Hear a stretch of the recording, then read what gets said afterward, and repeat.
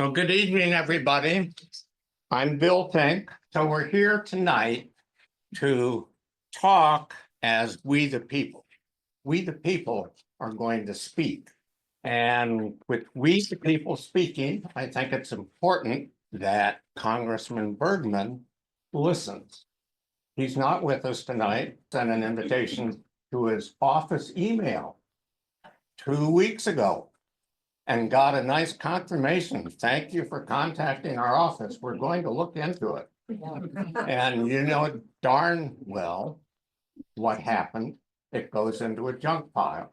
So if you hear him or his office saying, they never contacted me, that's BS, okay? But that's just the smallest amount of the BS. Ladies and gentlemen, if you would form your line along here, ask you to sit down, speak right into the picture of Mr. Bergman, and let's let him know what we're feeling. Thank you. My name is Nancy Herc. I'm a 71-year-old retired physician assistant from Lance, Michigan. Nobody's paying me to speak to you. To start, Ned Johnson, age 82, Seattle, had his Social Security and Medicare canceled. He was erroneously declared dead by Elon and his merry band of incels. Took him 3 weeks to prove he's still alive, and on some websites, he still shows up deceased. Do we want Elon Musk to pick our pockets? No, we do not. He's doing this on behalf of all of the rich people in this country, and the problem is that too few have way too much and too many have too little. And this is getting worse. You want us allied with Russia, North Korea, and Hungary? Are you crazy? We've got friends all over the world, and we are losing them.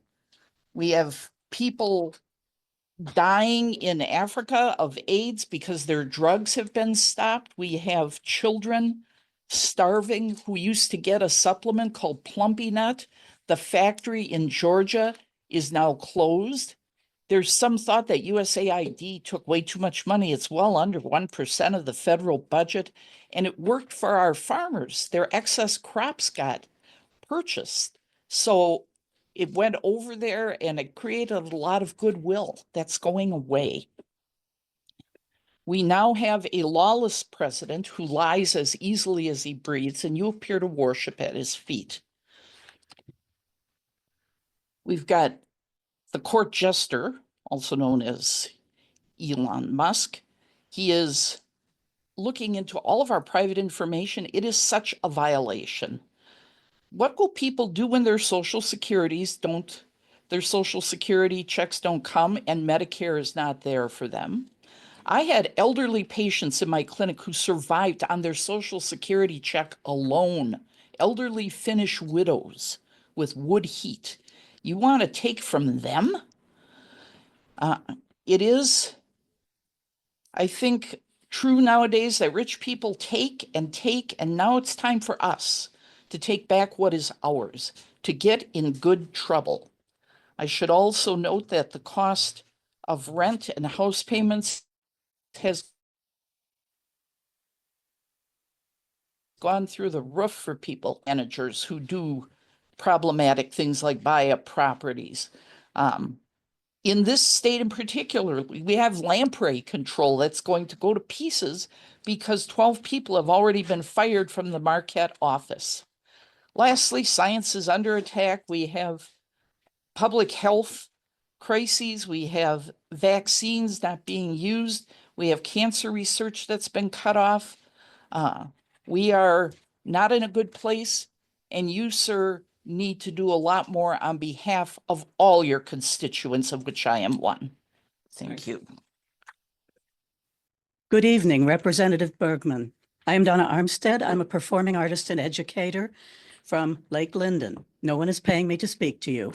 A would-be king and an unelected billionaire have repeatedly violated the U.S. Constitution with their hack and slash reduction of workforces of critical government agencies, FEMA, the IRS, the CDC, Departments of Defense, Education, Veterans Affairs, the list goes on.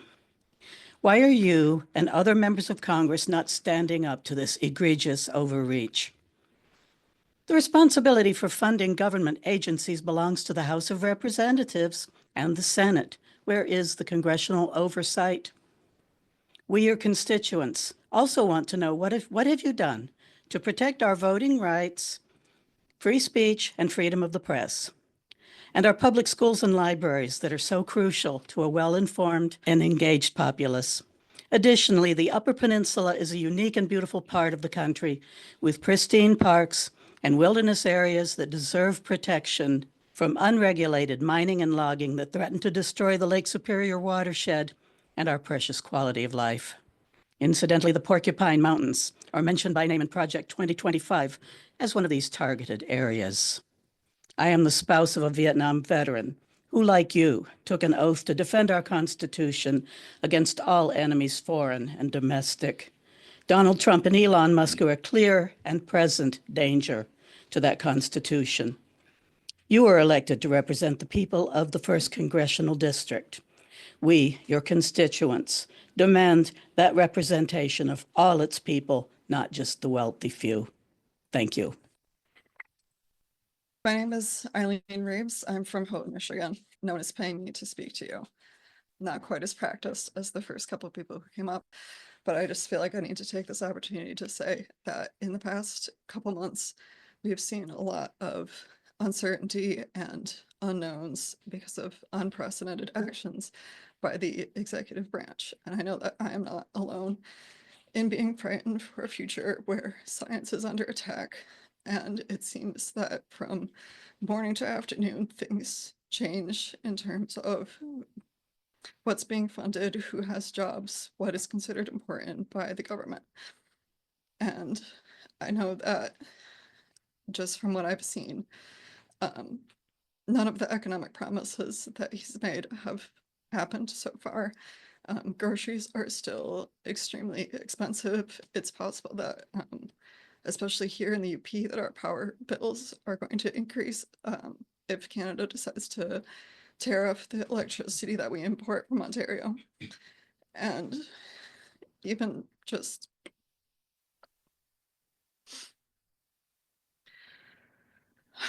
I just want to say that I'm a Christian, I follow the Bible, and that Jesus taught us that whatever we do to the least of the people among us, we do to him. And all I've seen is the executive branch taking money and funds from school children and veterans and farmers and the people who have the least, and making sure that more and more breaks and money are given to the people at the top. And we rely on you to be a voice in Congress.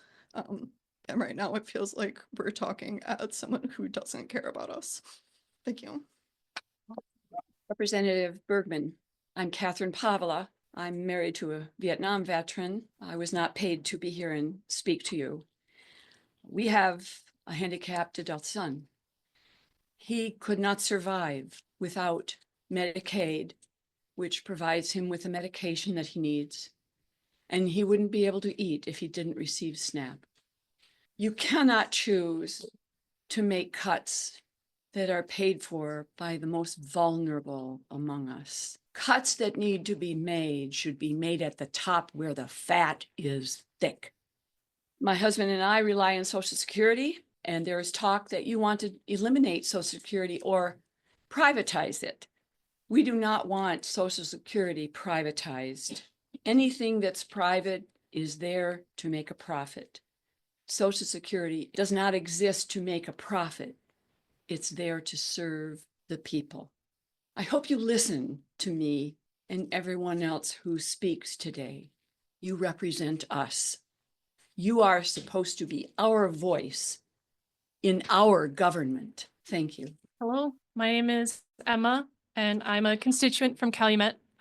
I'm not usually one to put my voice out there in a space like this, but quite frankly, I am afraid. And also, I forgot to say that nobody is paying me to speak to you. I wish that they would, but unfortunately, they're not. I am here because I am afraid and I am outraged.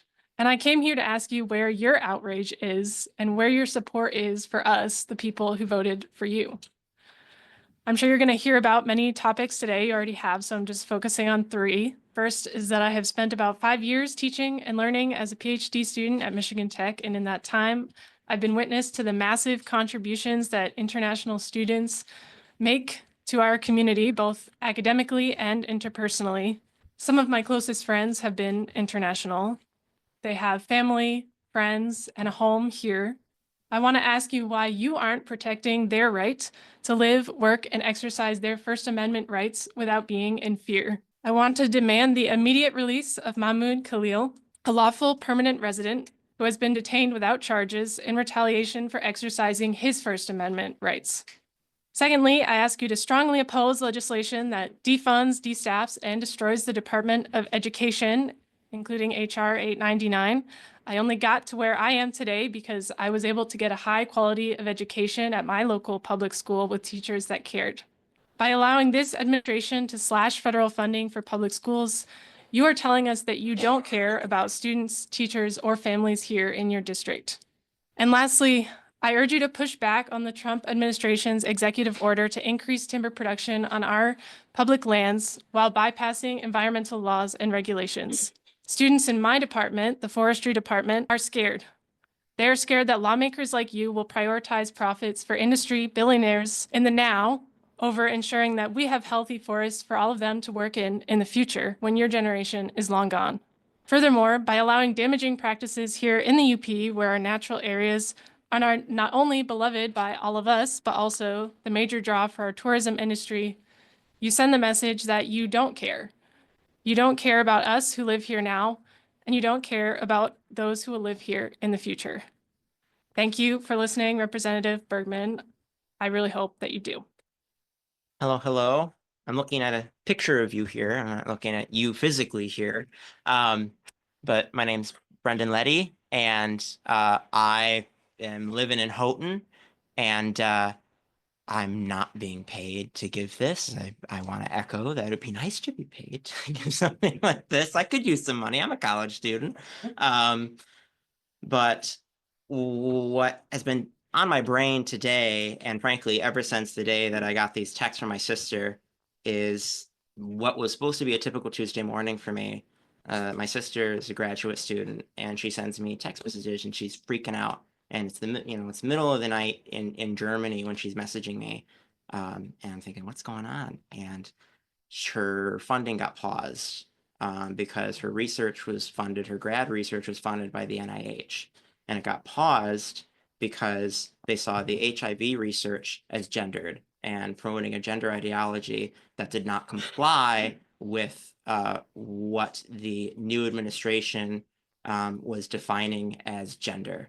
And it's HIV research. I mean, I'm certain that you understand that HIV research, or I hope you understand that HIV research is intended to cure HIV.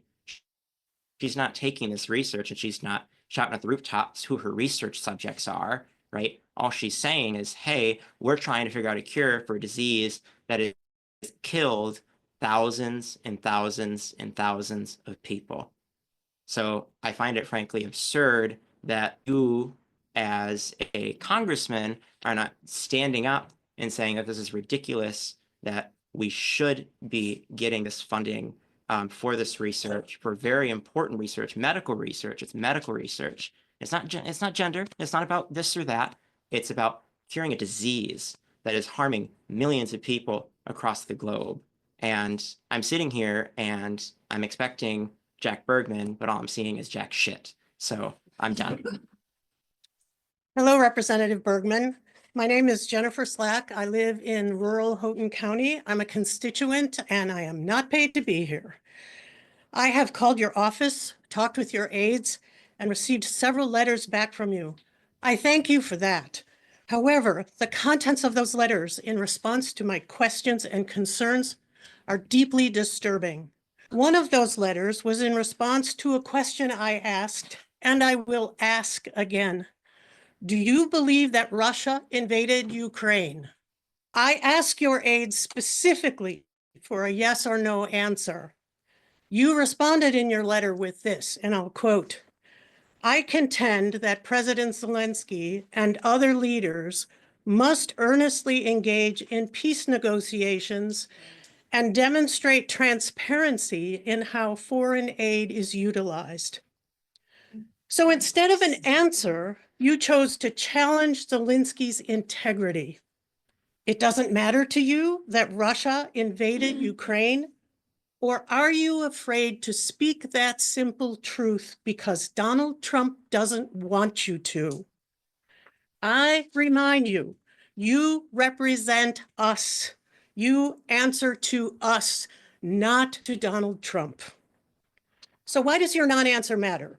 Because Ukraine is not, as you said in your letter, quote, taking us for granted, unquote. Ukrainians remember the dark days under the terror of the Soviet Union. Ukraine is fighting valiantly to hold back Russian aggression against the free world, against their own country, against Eastern Europe, against Europe, and even against us. Why wouldn't we support that? Unless, of course, you have decided, along with Trump, to join Putin and Russia to destroy the free world. So I ask again, did Russia invade Ukraine? You sent another letter in response to my concerns about Elon Musk and Doge illegally firing government employees, eliminating life-saving programs and agencies, dismantling the VA, Medicaid, Medicare, and Social Security. Remember, according to Article 1 of the Constitution, it is your responsibility as a member of the People's House, along with the Senate, to make these decisions, not to turn these crucial decisions over to the president and his unelected, unvetted, out of control Elon Musk with his adolescent computer hackers, where decisions are made within secrecy, without debate and transparency. The separation of powers specified in the Constitution is clear. That separation is crucial to prevent a president from becoming a dictator or a king, from taking over our government and violating our constitutional rights. Your response to this was, I will continue to work with President Trump and all of his appointees, but you are supposed to work for us, the people. You are in the people's house. So you are not doing your job. I can only conclude that you are complicit with Trump and Musk's actions to destroy our democracy. In doing so, you are violating your oath to protect and defend the Constitution of the United States, and I call for your resignation. Representative Bergman, I'm Sarah Green. I'm a constituent of yours in the township of Calumet in Houghton County. Nobody is paying me to speak to you today. The United States of America is the richest country in the history of the world. Our wealth was produced through the hard work and ingenuity of millions of Americans, natives, immigrants, and those like me whose ancestors immigrated to this land of liberty. All of us have benefited from the visible and invisible hands of a government that makes our freedom possible. And until today, that government has been the envy of the world. Just to mention a few elements that we have until now perhaps taken for granted, we have universal free education, clean water and air, safe food, and access to nature maintained for all of us, support for neighbors in need, a robust universal retirement program, federally funded research that has given us improved cancer treatments, amazing energy technologies, the internet, and so much more, and which supports innumerable private enterprises. Finally and critically, intolerance of corruption and adherence to the rule of law, without which government and business is impossible. We are the richest nation on earth. Don't tell us that our collective wealth should be diverted to billionaires instead of sustaining the systems that make our freedom possible. Please do your job. Thank you. Hello, Representative Bergman. My name is Juliette Barton, and I am from Bruce Crossing, Michigan, so I am one of your constituents. I am here for myself, but also for other women, children, elderly, disabled, chronically ill, people of color, LGBTQ, veterans, farmers, federal employees, teachers, immigrants, the environment, and our international allies. They're all connected, and you should be ashamed of yourself. Ashamed to call yourself a Republican. And there's no blaming Democrats on this. You personally have aided and abetted Congress, ceding powers to the executive branch. It involves several recent and seemingly unconnected Washington events. The IEEPA. In particular, I am speaking of the International Emergency Economic Powers Act of 1977 that President-elect Trump invoked on February 1st of this year. This is the basis of the current tariff chaos. It was just last week that the federal government was debating a budget to fund the government, and a continuing resolution was needed to avert the government shutdown. However, before that could be done, the House needed a separate resolution establishing the rules for debating that bill. Imagine my surprise when I found out that the House has the power to alter time. Yes, it's apparently true. With the wave of a wand, gavel, this procedural measure stopped time. And I quote, "Each day for the remainder of the first session of the 119th Congress shall not constitute a calendar day for the purposes of section 102, blah, blah, blah, with respect to a joint resolution terminating a national emergency declared by the president on February 1st. Wait, how can they do this? It's because the House of Congress can make any rule they want to govern itself. Therefore, with this procedural change, it will be probably 3/15/25 until December 19th of 2025, when the first session of this Congress adjourns. Mind you, there was an effort by Democrats to remove that little time trick, but Representative Bergman, you voted in favor of that. Why would Republicans want to stop the time? One, they had to stop time because the current state of emergency can either be declared over by the president or by Congress. A committee consideration within 15 calendar days after one is introduced and a floor vote within 3 days after. However, Republicans don't want to publicly vote to support Trump's tariffs or to oppose him. Now, terminating the emergency will take both houses of Congress agreement and the approval of President Trump. They have given away the easiest avenue to curb this tariff chaos. Gosh, why might I be concerned? On the farm, we have a few phrases that apply to this kind of mess. Chicken shit, horse shit, bullshit. So I repeat, you should be ashamed of yourself. Representative Bergman, my name is Ruth. I live in Adams Township. No one's paying me to talk. I've taken the oath of the office 3 times: when I joined the U.S. Air Force, when I was a census taker for Department of Commerce, and when I retired from the U.S. Forest Service. And there's far more eloquent people here tonight that I hope you listen to, but the bottom line is you need to step up and do your duty in the House of Representatives. You can't just have Trump as the person who's telling you what to do. You need to step up and defend the Constitution. Good evening, Representative Bergman. My name is Joan Chatty, and no one is paying me to speak to you. I'm from Calumet, Michigan. I'm one of your constituents. I'm here to draw attention to students and their families, specifically K-12 students. Students and their families gain numerous benefits from federal funding programs. They depend on Congress and the executive branch to make wise decisions on spending our tax dollars. I am very concerned about the random way that decisions are being made to cut federal spending on so many programs. It is very concerning that a private citizen has been appointed by the executive branch to make these cuts, in spite of his conflict of interest owning companies that receive millions of dollars of federal funding. How can a person with no knowledge of any of these agencies carry out a firing of government employees, resulting in loss of valuable programs and causing chaos? Firings with no due process and no understanding of how these federal employees benefit us, U.S. citizens. Our area has a large number of students and families rely on federally funded free and reduced lunch programs.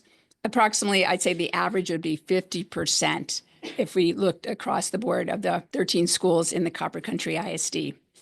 The families of these students also likely depend upon Medicaid for healthcare, SNAP benefits, which is USDA's Supplemental Nutrition Assistance Program, WIC, the Women, Infants, and Children, in addition to funding for their school program. So if you don't come from a stable family, then children will have a challenging and more difficult time learning. And so it's important that, one, we do fund schools fully, but that we also recognize that we need to support their families to give them a stable environment. Michigan's K-12 schools receive $1.3 billion in federal funding, and this is equal to $2,590 per student in 2024. $559 million in Title I grants, which supports low-income students to help close the achievement gap. And federal funding provides 15% of the funding for special ed services. So federal funding is essential to our educational programs and to healthy families. Your immediate attention to this very serious concern is greatly appreciated as new cuts and dismantling of agencies continues almost daily. Thank you for your attention. Good evening, Jack Bergman. My name is Micah Houghton, and I'm a 20-year-old who goes to college here at Michigan Tech, but I do live in Hancock, so therefore I am your constituent, and no one is paying me to speak. I'll preface this by saying I'm not here to talk about a specific topic. There are countless other people who are properly educated and who have already and will voice their concerns. What I do want to cover is how you have made me feel as your constituent. I went to the Escanaba Town Hall, and if you don't know, that's about a 3-hour drive from here. What you said about that was, to be clear, this so-called town hall is nothing more than a far-left Democratic meeting. It is not a town hall, it is a political stunt. If you look at the people in these rooms, you can't tell who belongs to what party. And at the end of the day, that doesn't matter. All that matters is that we are your constituents. The definition of a representative is someone or something that represents another or others. How as a representative can you listen to us when all you do is turn away? Trump may be the president, but he is not above the law. You took an oath, as quoted, I solemnly swear or affirm that I will support and defend the Constitution of the United States against all enemies, foreign and domestic. If you only care about what benefits yourself, maybe it's time to consider a different avenue of work. However, if you stay, stop cowering in the shadows of Trump's reign. You have a responsibility to amplify our voices, regardless of party, gender, race, religion, ideology, or anything that differentiates us. At the end of the day, it is time to do your job. It is time to protect our Constitution, and it is time to listen to your people. Hello, Representative Bergman. My name is Ethan Rosender. I'm from Farmington Hills, Michigan, which, if fun fact, that's downstate. I'm not one of your constituents, but I am still here today to talk. I am at Michigan Technological University as a student, and I think you're doing terrible at your job. You are here to represent the people of the upper Michigan and anywhere else.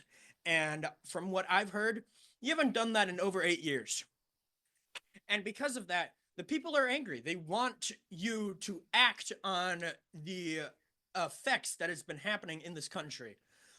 My father, who is now have to be medically retired because he can no longer work in society and relies on Social Security.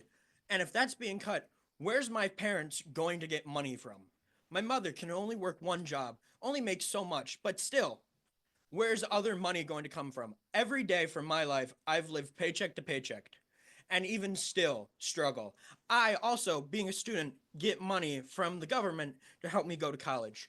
If that gets cut, how am I going to continue forwarding my education? Thank you. Hello, Mr. Bergman. My name is Anna Catherine Sluka. I live in Hancock, Michigan, and no one is paying me to be here. You already know who I am because you've blocked my YouTube channel when I've asked you to attend previous town halls. You are aware of the town halls that are being held in your district. If you're not sure where your district is located, it's in the upper part of northern Michigan, as well as the Upper Peninsula. As you can hear, many of the people whom you represent are quite frustrated And as I've said before, these would be your neighbors if you lived here. You have not attended a town hall since 2017, and by my guess, I have spent more time in labor giving birth to my 5 children than you have actually facing your public constituents. So the other day I received an email from you, and you were trying to do some damage control after the Escanaba town hall, and I don't blame you one bit, because you're scurrying around right now, aren't you? You're worried because the movement against you is getting national attention. And so you're going around in the email saying how hard at work you are. You're going to some robotics competition in Escanaba and you're down seeing the bear hunters in Kalkaska. Oh, golly, good for you. What you're not actually doing is showing up to listen to the hundreds of people who are attending these town halls. And in case you're ignoring the message coming from Traverse City, they have another one. And I'm also in talks with folks in Alpena. So, Mr. Bergman, I want you to know that your constituents see you. I am not under any illusion that you are going to actually do anything that these people are asking for. But we say in permaculture that the problem is a solution. So what does that mean? That means your absence is a problem, and I'm going to make that a solution. I think that we need to keep holding town halls. We need to raise a huge ruckus up here in the 1st District and get rid of you. And then you can go sit down in Louisiana, drink your hurricanes, and we'll mail you a Cajun pasty. And you can enjoy your retirement down there, and we'll get someone in up here who actually cares about us. Representative Bergman. My name is Alan Salmi. I'm the son of Wimpy, who is a gas man here in Houghton and Hancock, brother of Kathy, who spent 30 years counseling people, your constituents up here in Houghton and Hancock. My brother actually helped people around the country running public works. I had a career in social work. After being born in Hancock, I moved down to Chicago and I worked with cancer and AIDS patients. I've come back up here and I'm looking to get my license so that I can help some more. All of the people in my family have had service one way or another. That's enough about me, but let me talk about you. You're not in an easy position. Look you're a military man. You've read von Clausewitz, you've read Sun Tzu, you've read all the things about battle. You're in a different kind of war now. You're in a battle in Congress. I ask that you remember where your party used to be. You used to be a party where you didn't want to bother people and invade their privacy or tell them what to do. Look at Eisenhower. That platform was about helping people and about the strength of unions. Eisenhower warned against the military-industrial complex. Now we've got the military tech complex with people like, Elon. I thought he was a clever guy. Boy, was I wrong. Look, you are now caught between a rock and a hard place. You have had values that should be held closely to you. You took an oath. Now look at what's happening to your party. Look at what's happening to you. You've got to be a warrior. You've got to take on a new kind of courage, not for the battlefield of conflict, but the battlefield of Congress. Years ago, there was somebody who had a very hard decision to make. He was captaining a ship across the Atlantic. That ship was carrying slaves. Halfway through, he said, to hell with it, turned back and brought all those people home. I ask you to have the same kind of courage. Go back to your values. Be the kind of person that they would notice. You don't have to write Amazing Grace after that change. Just do the change. You can do it. You can have the courage. Look back to your past to find it. Look back to your values. Hello, my name is Alexis Tater, and I live in Houghton, Michigan. I am a current student at Michigan Technological University. I am a graduate student, and I will be continuing my education in the fall as well for the PhD. I am here to hold you accountable to the oath that you took as our congressperson to protect our rights. I'm also an organizer with QAnon Against the Oligarchy, which is a local community organization in partnership with statewide power org called Michigan United, working to fight against our current oligarchical regime. I am not paid to speak here. DOGE is currently taking away funding for critical research, socio-environmental, cancer, and other critical health research, which directly threatens the health and livelihoods of millions of people. Education is being threatened. Autonomy is being threatened. Our First Amendment rights are being threatened. I have led protests on and off campus, and now I'm even scared to begin to think about organizing such things due to the attacks on First Amendment rights, which you could urge federal administration to change. I am queer and I identify as a woman. Both my autonomy and identity are currently being federally threatened. It is your duty to stand up for the people and use your immense power and immense privilege as a congressperson to take action. I have spent my entire educational career studying for things that are currently being defunded, which affects so many people, disproportionately affected communities, people being affected by the effects of climate change, and just countless other things. It is your responsibility to defend the Constitution against foreign and domestic terrorists. Donald Trump is one of those terrorists. Do your job. Hello, Representative Jack Bergman. My name is Audrey Gerard. I'm your constituent and I live in Hancock, Michigan. I'm an organizer with Keweenaw Against the Oligarchy and Michigan United, which is a statewide power organization. I am not paid to be here. I have 5 friends who have served the people, who have taken the oath of the Constitution. And 5 of these friends were let go from their federal jobs for performance issues. And that number is rising. My friends, despite being wonderful employees with high ranks, were let go from their jobs due to the Elon and Trump administration. 3 of these friends were doing invasive species control around the sea lamprey population in the Upper Peninsula. I worry that our Great Lakes will deeply suffer due to the fact that they were let go, and populations may become wildly out of control again. For these professionals and my friends, they had spent their entire educational careers pursuing degrees to work for the Federal Fish and Wildlife Services. This was all their dream jobs. They thought that they had finally created what was their version of the American dream. Their labor was nothing but a service to the people of Michigan and the future of our lands. I snowshoe, fish, hike, ski, climb, and camp on our federal wilderness 4 seasons out of the year. Lake Superior and all of the waterways that feed into Michigan are precious and should be protected at the highest courts. Please do your job. Representative Bergman, my name's Angie Carter. I'm a constituent here tonight from Hancock, Michigan. I'm a rural sociologist who teaches at Michigan Tech University here. I'm not paid by anyone to be here today.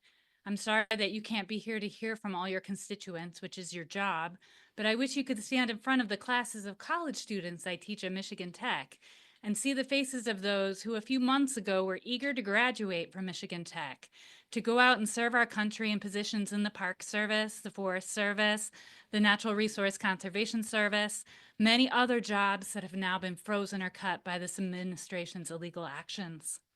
Many of our recent graduates have been illegally fired.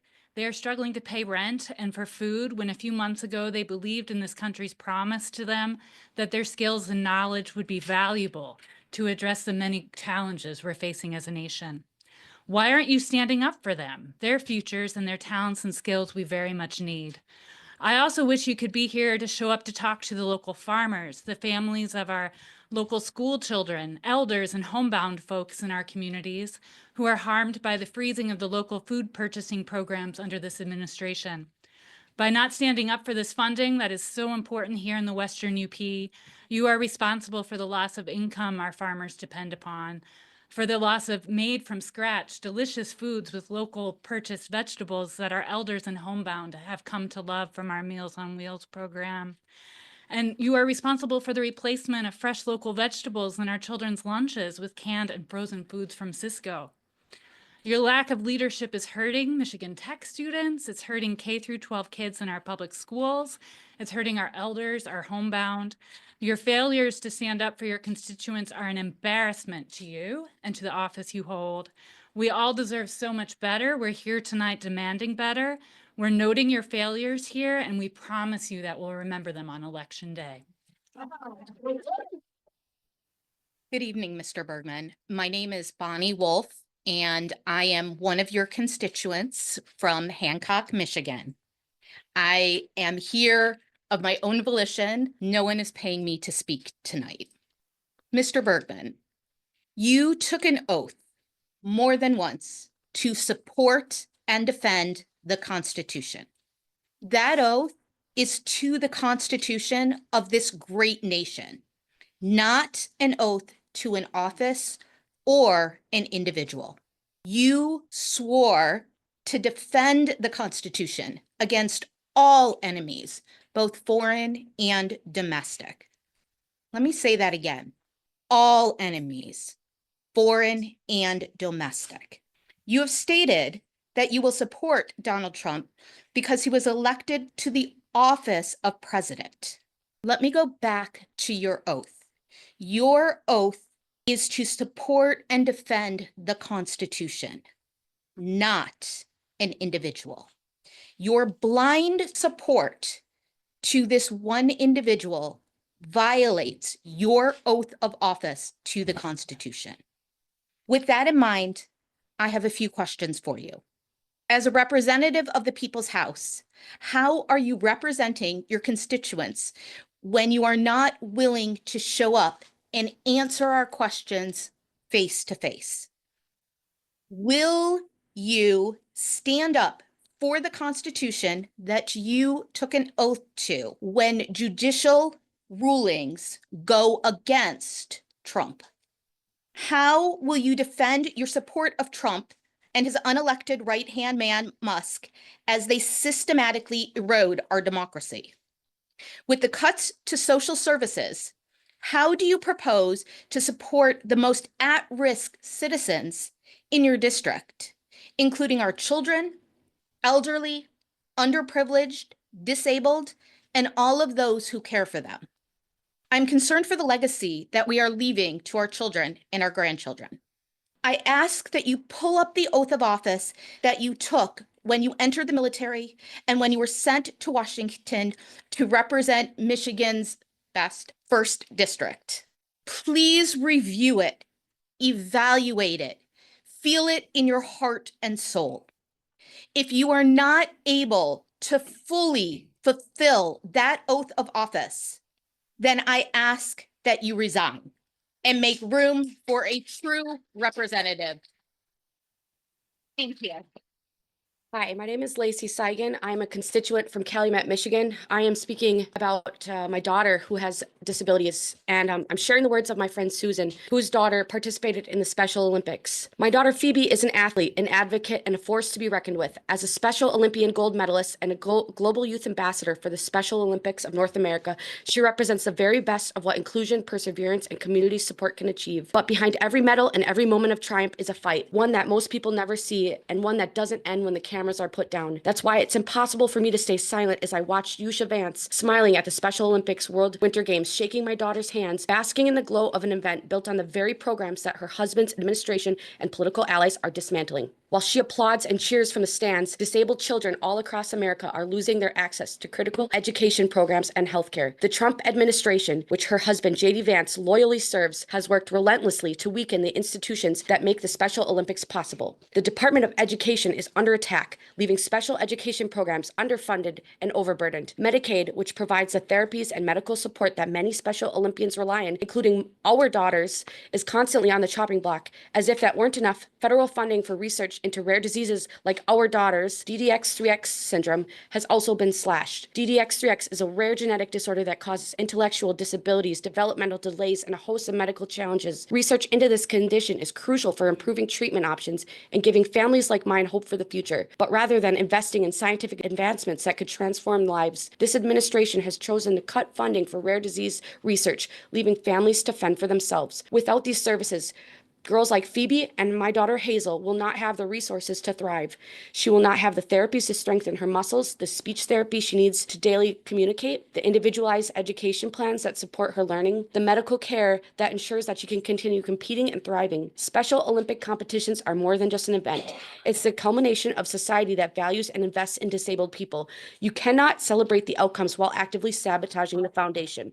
We don't need politicians or their spouses to applaud our children. I need them to stop making it harder for her and millions of others like her to succeed. If Yusha Vance truly supports Special Olympics, she should start by standing against the policies that are actively undermining their futures. Until then, politicians' applause is nothing more than empty noise.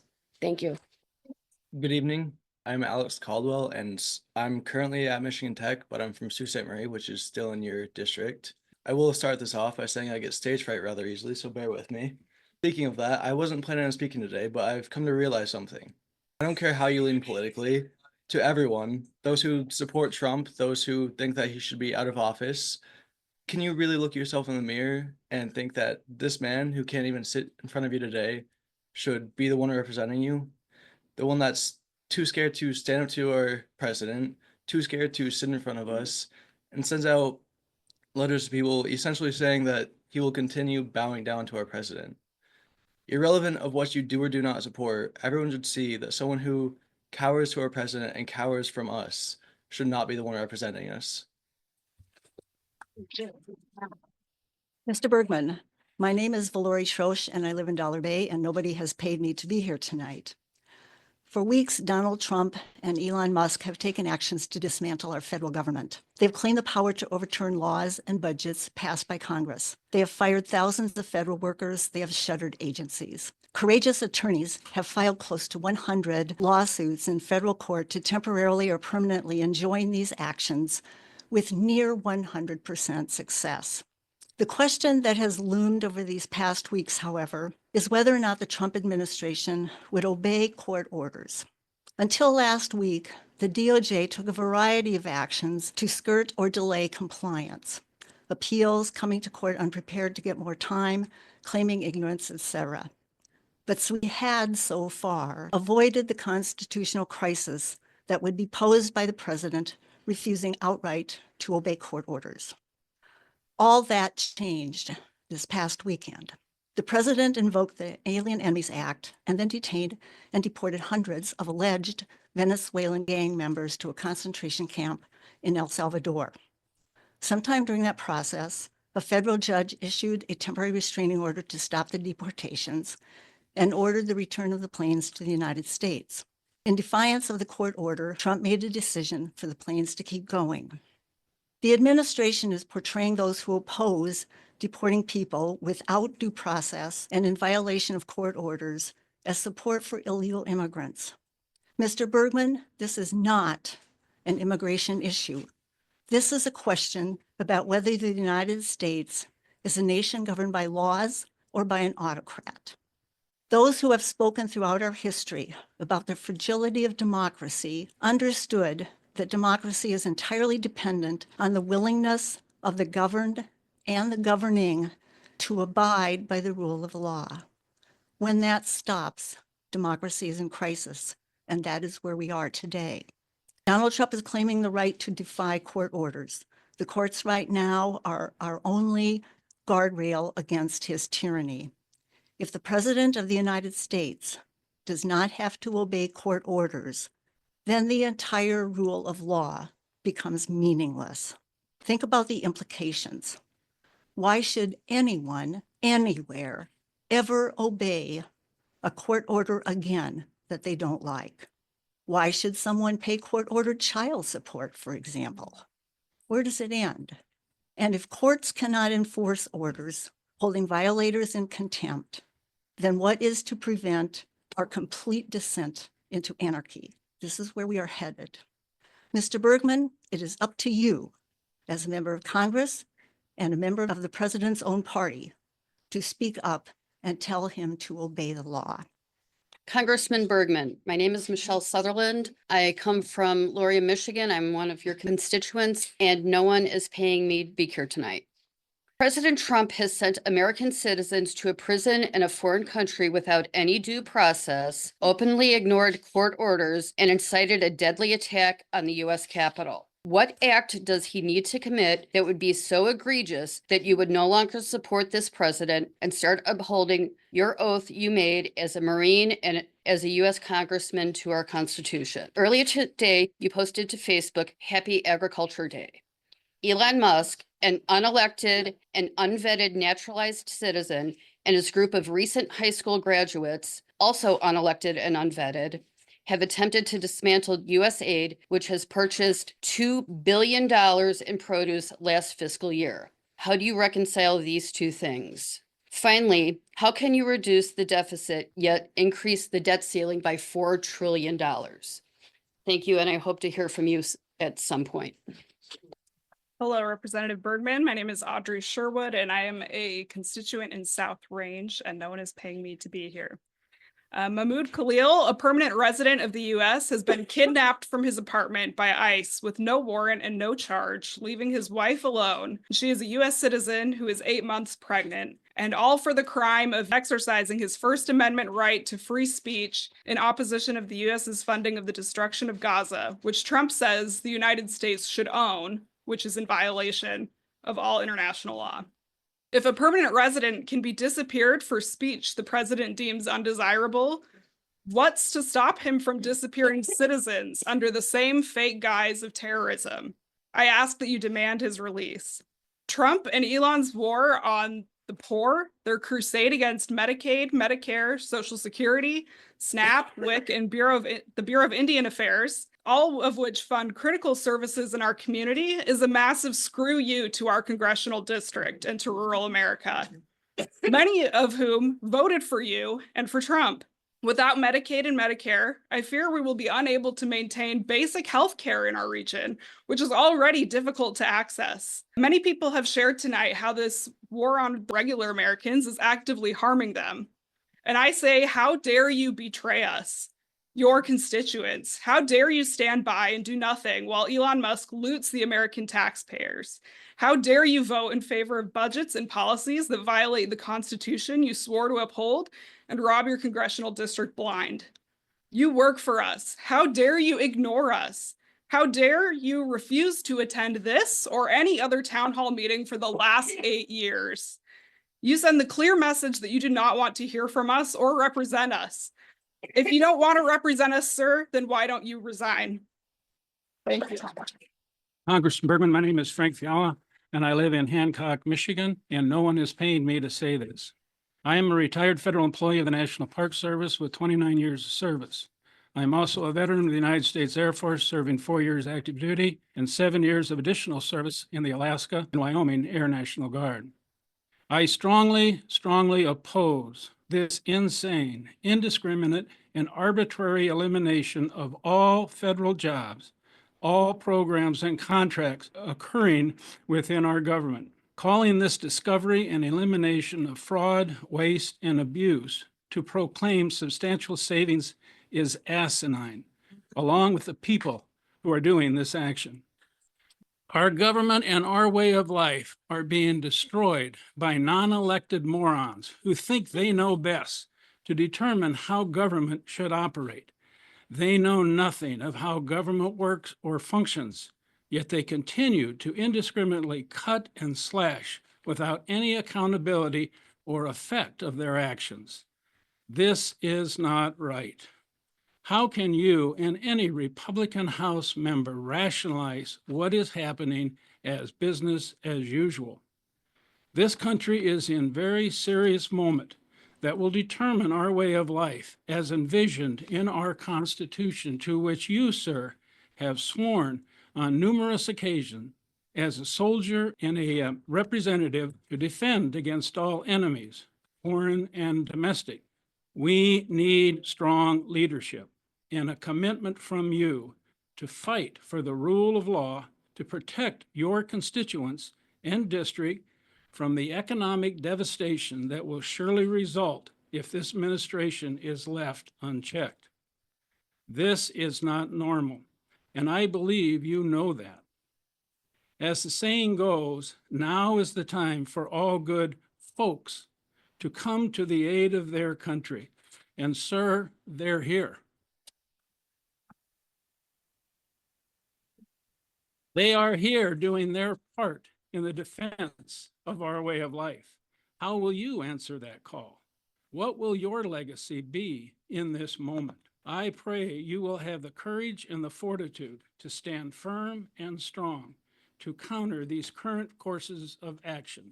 Representative Bergman, we are counting on you and watching. Thank you, sir.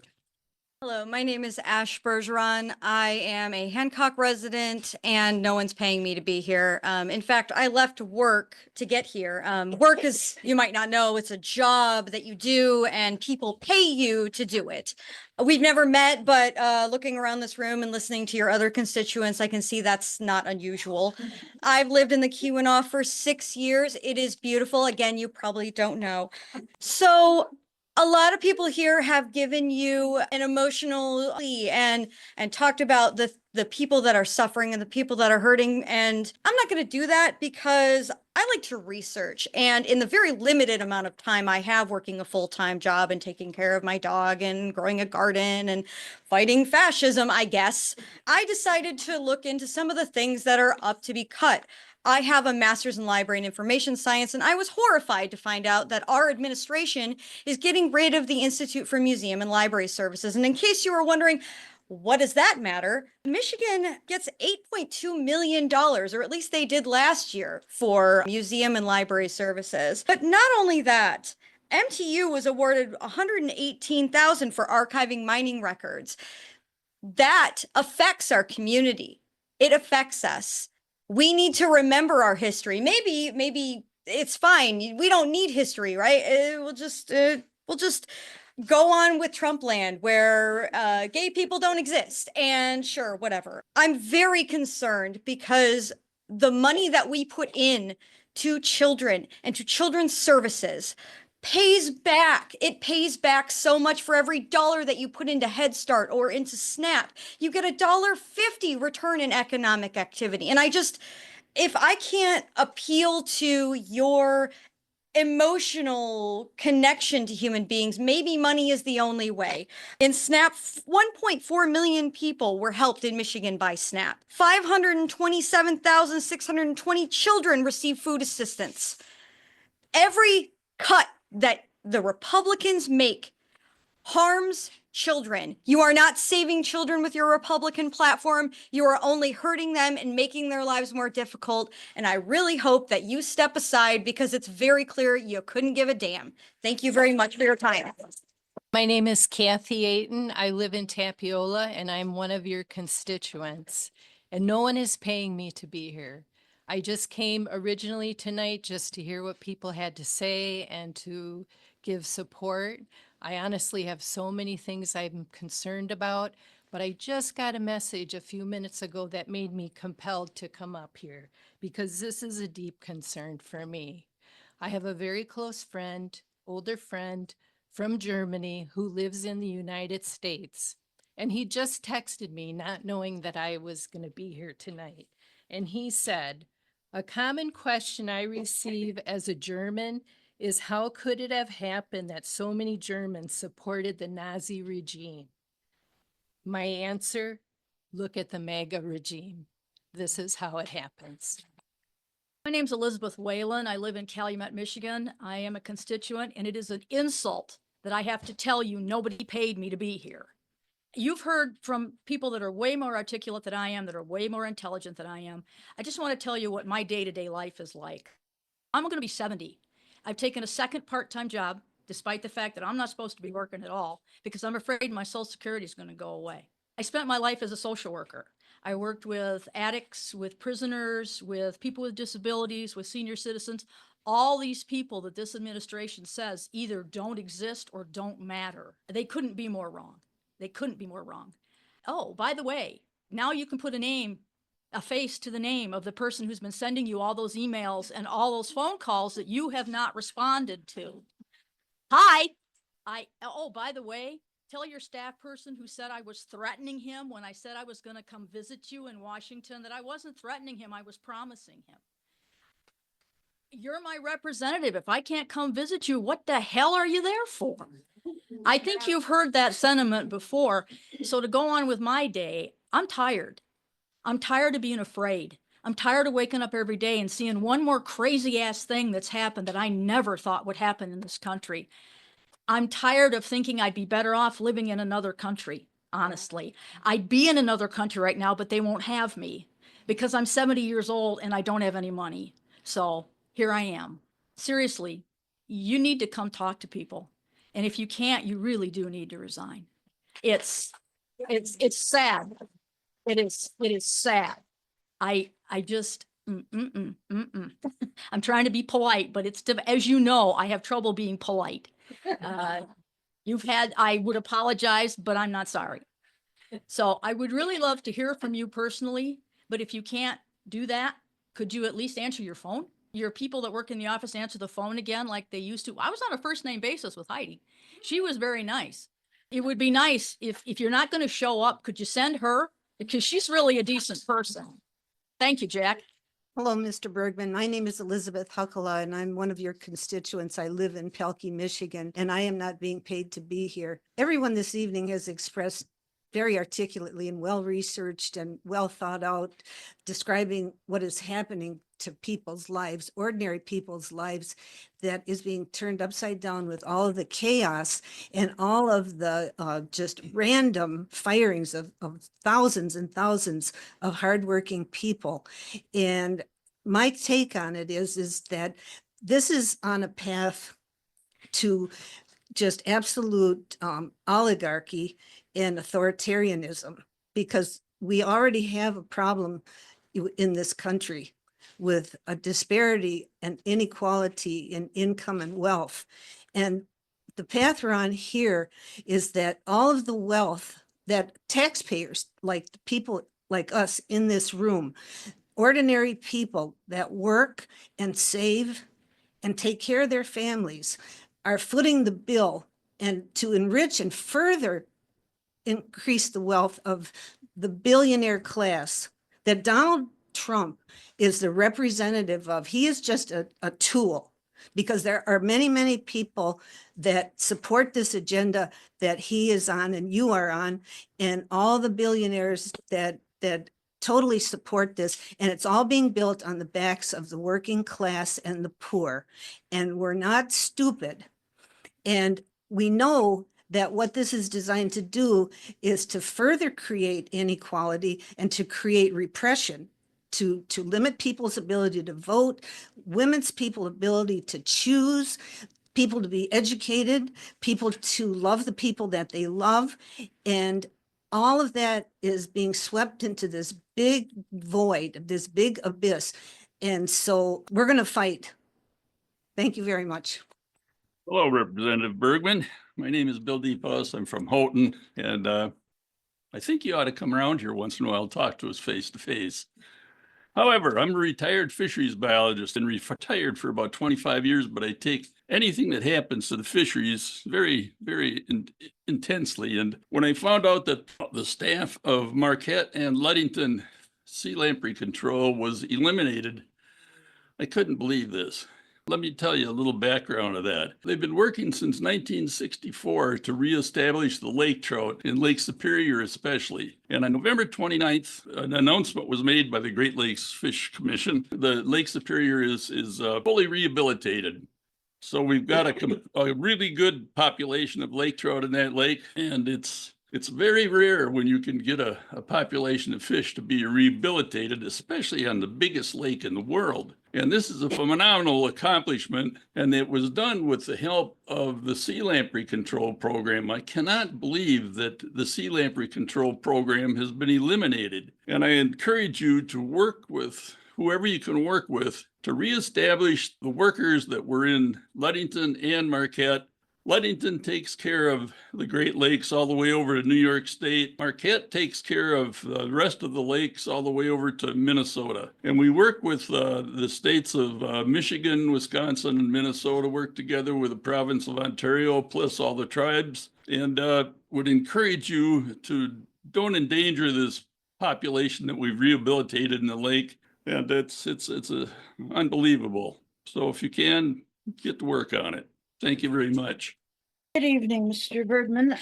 My name is Adrienne Christian, and nobody is paying me to be here. I think this is quite something that we have to pretend that we are speaking to you. Now, I was told to write something before I came in. I'm going to start out with what I wrote. What legal justification can be given to a committee formed by an unelected official, which is now indiscriminately firing federal employees in all government sectors? These computer technicians, or should we call them the Gestapo, who formed this committee, are unaware of the duties performed by these workers. They have no idea what these people all do and what their responsibilities are. They have no knowledge or concern of the performances of these people. These people, I would imagine, I am hoping, and I do believe that the majority are honest, hardworking workers.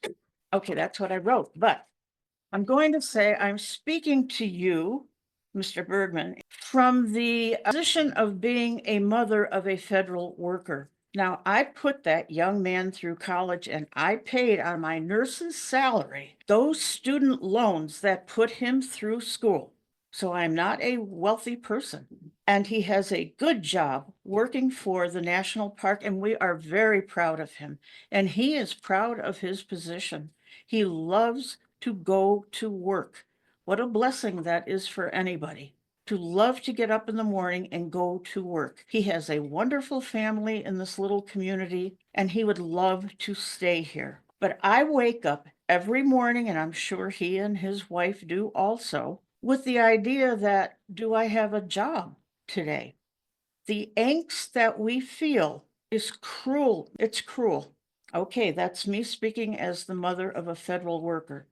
I also am the oldest student studying Native American history at the Keweenaw Bay Community College that you, Mr. Trump, took apart Biden's program that he had put into effect a few years ago that would give some extra money to Native Americans for different programs that they really need to help the people of their reservations. And they just found that out, I believe, on Friday. And that school is marvelous, and yet they are filled with angst. Representative Bergman, my name's Sue Trogget. I live in Calumet Township, and I've called and emailed you several times, and the best I got from an email was, thank you for contacting my office, blah, blah, blah. So here I am in person, and I wanted to make a couple comments. First off, I'm a senior citizen. I'm concerned about my Social Security, and that's the first point. Second point is the economy. Every time I go to the grocery store, the prices have gone up. I live on a limited income, and I don't qualify for any SNAP benefits or anything else like that. I have just a few dollars too much. That's my second one. My third comment is about how you are treating border control. My father served in the military in World War II. I know and have seen what the detention camps were like in Tule Lake, California. I've been there, visited it, and seen it, and I've done some research on it. So I know what detention camps are, and that's under that War Powers Act that the judge, thank God, has suspended for the time being, but I'm really concerned about the deportations that I'm seeing. The one that concerns me the most is the little girl who's an American citizen who was deported to Mexico because her parents were illegal. She's receiving brain cancer treatment in Houston. Now, I'm a cancer survivor. So I know what it's like to go through cancer treatment and the fact that you cannot stop it and survive. They are living in Mexico and they are afraid for their lives. There are 4 children that are American citizens, and oops, mom and dad aren't US citizens. So we ship them across the border. I'm really upset about Tom Holman. Your borders are, and I don't understand the thinking. Also, the fact that they've detained people from Germany. They shipped one lady back to Laos who was born in Thailand, and she moved here when she was a little girl, like 10 months old, and her parents were granted citizenship. So she's in Laos. She's never been there before. I don't know what to say, but your border czar is bizarre at best. And I don't think anybody who is dealing with border control knows what the heck they're doing. And I live right next to Canada. I don't think there's fentanyl coming across that border. And I don't think there's a lot of people that are nuts. Anyway, those are my comments, and thank you. And hopefully I will get to see you soon. And hopefully when next time I call your office, somebody there will recognize me and let you know that I did call. I'm just gobsmacked. There's too much going on, and I do not like Musk. I do not like what's going on with all the monkeying in all the departments, and I don't support the dismantling of USAID. Thank you. Hello, Jack Bergman, who is not here. My name is Janine Stevenson. I live in Houghton. I am your constituent, and it goes without saying that I am here not being paid. I want to say something, and I'll say it twice. I celebrate and honor our federal civil servants. I say it again. I celebrate and honor our federal civil servants. When I saw Elon Musk on a stage with a chainsaw, proud that that was how he was going to get rid of fraud, abuse, and whatever the heck he was talking about, I was horrified because I knew people would suffer. I knew people I cared about and loved would suffer. I knew my fellow Americans would suffer. And as a matter of fact, I have something in common with the person who was just sitting up here. My son's a federal worker, and I'm proud of him.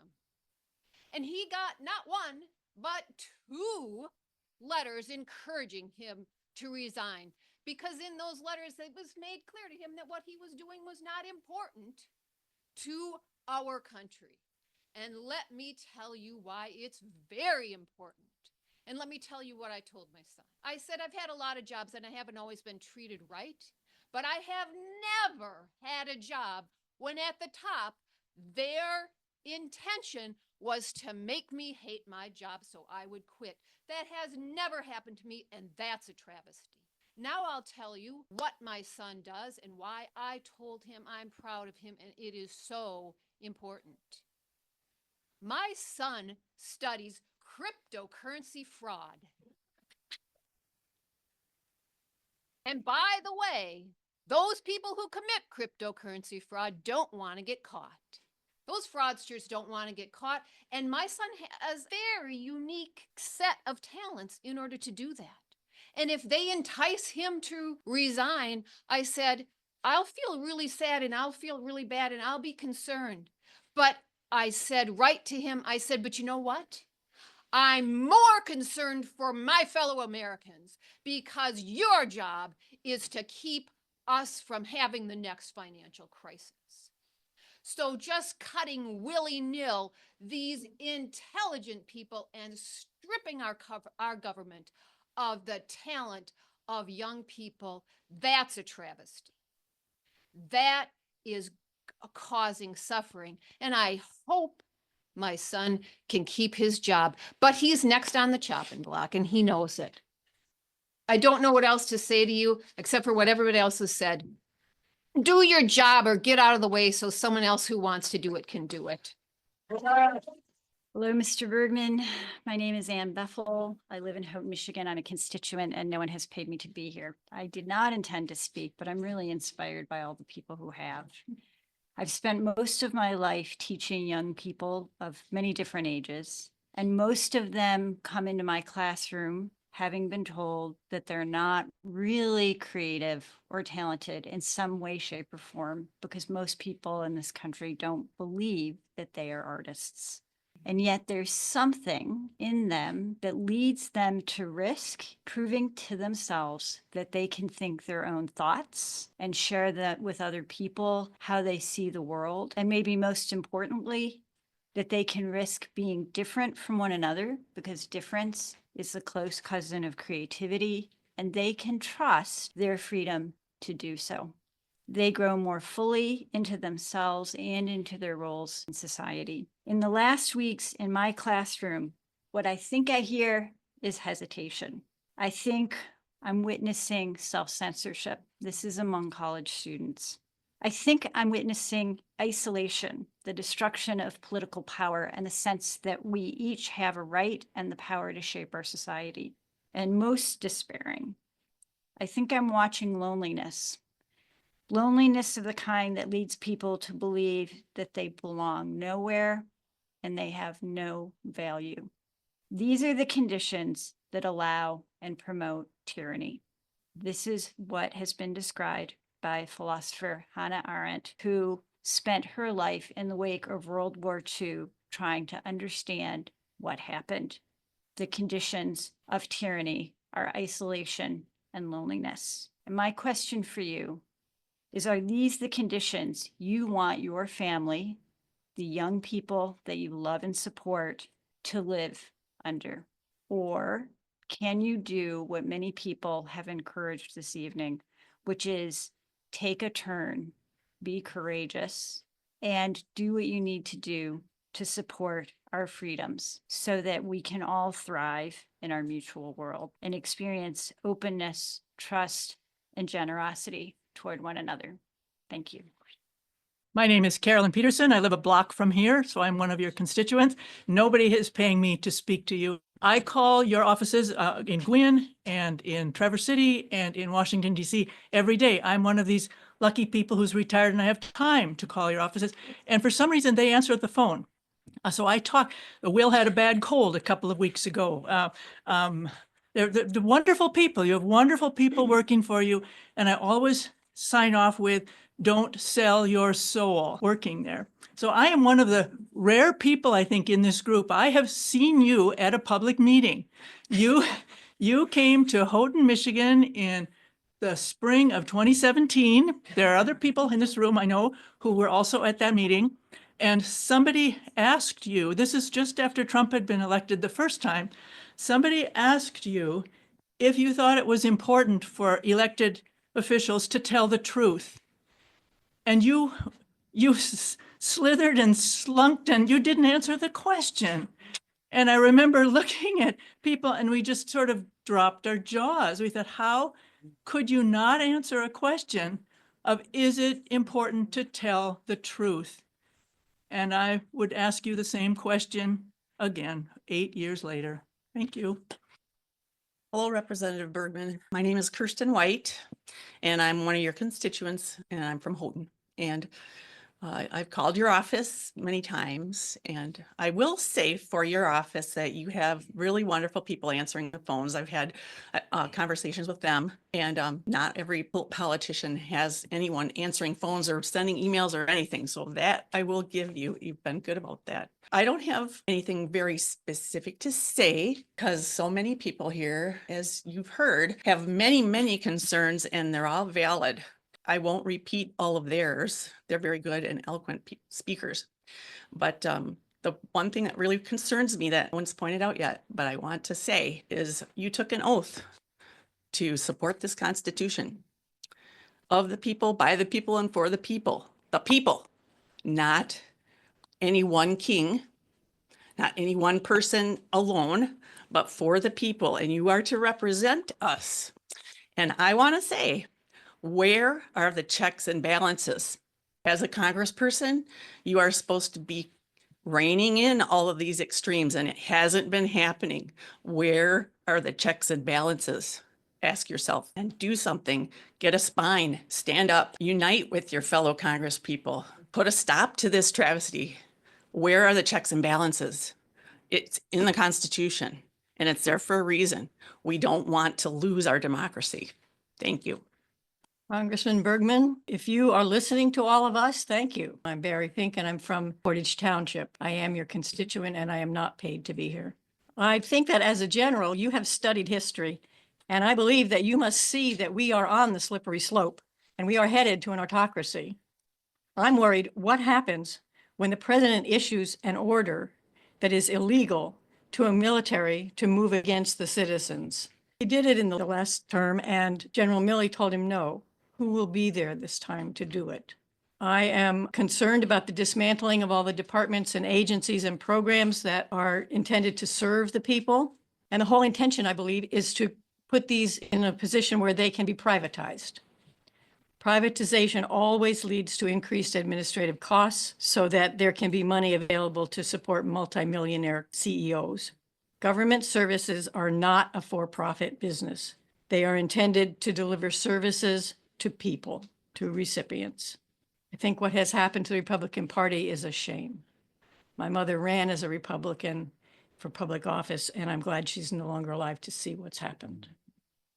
I have a few numbers I'll add to support some of what some people have been saying today regarding the persons in our district, your district, who are on the Affordable Care Act. There are 39,000 of them, and they would see their premiums go up by an average of $820 per year, a 57% increase. Many families who are not on public supported programs, but in private ones will also see increases, an average of 172% increase in premiums for health insurance in the private sector. We have in this district, your constituents, 177,776 people who are on Medicaid and are at risk of losing their health care. And of those people, 62,214 are children under 19, 21,000 are seniors over 65. There are 127,000 people in our district, your district, who are on the SNAP food program and rely on that to put food on the table. They are all at risk. I hope that you will do whatever you can to get your colleagues in the legislature to act as though you are a third equal part of the government and not let this continue any longer. Hey, Jack. Bill Fink here. I'm a retired National Park Ranger, and I like history.